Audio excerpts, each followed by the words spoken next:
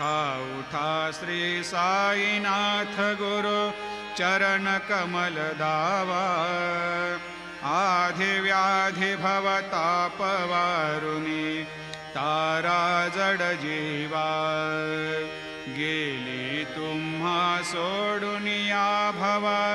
तमरजनी विलया परिहे अज्ञानासे तुमची भूलवियोग माया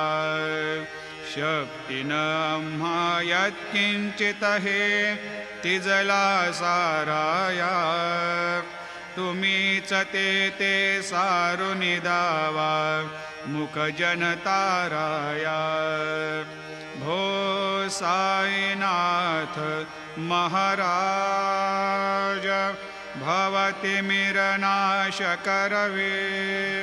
अज्ञानी आम्ही